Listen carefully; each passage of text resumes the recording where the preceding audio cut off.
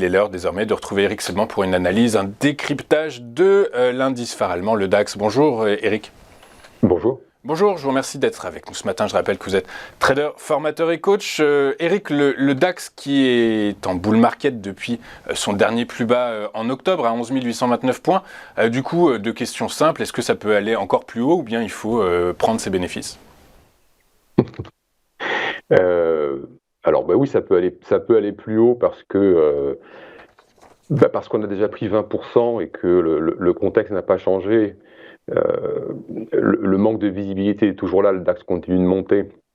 Il n'y a pas de résistance, donc on peut en effet imaginer, pas de résistance, je ne parle pas de chartisme, je parle de résistance de contrepartie, vendeuse forte pour pouvoir arrêter ce rouleau compresseur dont je vous parlais déjà la semaine dernière.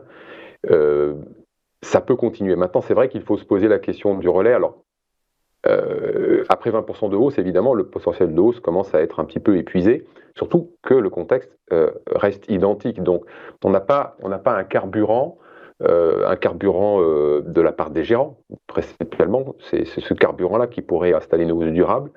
On l'a pas parce que, évidemment, comme le contexte n'a pas changé, eh bien, ils ne sont toujours pas de retour. En plus, on arrive vers la fin de l'année, donc c'est pas vraiment une période propice pour pouvoir envisager des initiatives de leur part. Je vois également que la volatilité ne baisse pas fortement. On a pris 20%, la volatilité a baissé, oui, bien sûr, mais elle n'est pas foncièrement plus basse que lorsque nous étions dans la même zone de prix en juin dernier. Donc le niveau de couverture, le niveau de protection n'est pas en retrait. Ça veut dire donc évidemment que les gérants ne sont pas dupes de ce qui se passe. On voit très clairement que la hausse, elle est purement spéculative, c'est une hausse de contrainte, de vendeurs évidemment à découvert qui, après le coup de jeudi, 1000 contrats pour faire prendre 200 points au DAX en 3 secondes. J'ai vu pas mal de trucs, mais ça, bon, je ne suis pas tout le temps devant, mais ça, j'avais pas vu souvent. Enfin, je me souviens pas avoir vu, à part une fois sur l'Eurodoll et avec la Banque nationale de Suisse, des mouvements de cette rapidité avec si peu de contrats dans un marché donc déserté, évidemment, avant les stats, c'est grand retour des stats. Pendant près d'un an, les stats étaient vraiment relégués au second plan. Maintenant, ça y est, on utilise les statistiques dans des marchés qui sont très peu denses pour finalement manipuler un peu comme on a envie. Donc là, un coup de pression sur les vendeurs à découvert en quelques secondes, quelques milliers de contrats pour asseoir la hausse et empêcher le retour en arrière, des vendeurs d'options call qui sont complètement déboussolés après une accélération comme celle-là, qui sont obligés de gérer le delta, donc ils sont obligés de payer l'indice.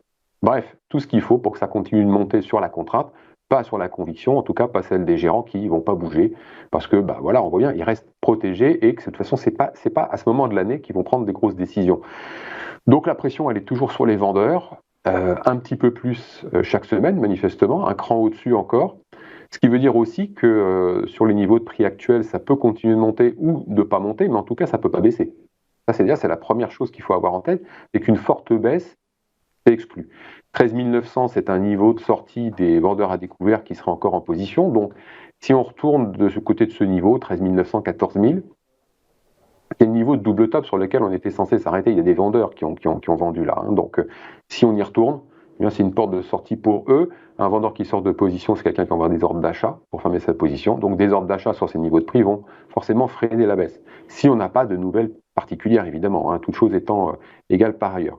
Donc là où il faut se méfier, parce que justement la question du relais, elle se pose, et de se dire, je pense qu'il est relativement temps. On a un signal chartiste de retournement de tendance potentielle, c'est-à-dire qu'en tout cas on a invalidé sur le plan chartiste la tendance baissière qui prédominait depuis février. Mais bon, après 20% de hausse, encore une fois, la question du relais. Et si on revient sur les actions maintenant, c'est prendre le risque en effet que ceux qui ont tiré le marché jusqu'à présent décident de se retirer doucement. Je pense qu'ils vont le faire à partir du moment où le marché va se redensifier. Comme ça, ils vont pouvoir encaisser leurs bénéfices tranquillement. Si le marché manque de densité, continue les quantités, ils peuvent faire partir le marché rapidement dans l'autre sens. Donc, c'est pas ce qu'ils vont chercher à faire. Donc, je pense que ça va se passer dans le calme. Sur ces niveaux de prix actuels, on va sans doute accumuler. C'est ce qu'on commence à faire depuis 3 séances. Et puis, il faut pas s'emballer maintenant à acheter des actions qui pourraient faire le chemin inverse plus ou moins rapidement en fonction des événements. Donc oui, on a raté le train de la hausse. Pour moi, c'est clair, de toute façon, je vous l'ai dit, l'horizon de visibilité, c'est vraiment extrêmement rapproché. C'est-à-dire que pour moi, maintenant, on est passé d'un manque de visibilité qu'au moyen terme à un manque de visibilité ultra court terme. Donc c'est, de mon point de vue, l'intervention sur les marchés aujourd'hui, c'est purement de l'intraday, c'est des expositions courtes, un trading dynamique pour profiter de petits mouvements et certainement pas tirer des plans sur la comète sur une semaine. En tout cas, c'est pas comme ça que je travaille. Ok, très clair. Du coup, on note bien que dans les conditions actuelles, l'intraday a plus de sens et plus adapté Oui. au trading actuellement. Merci beaucoup, Eric.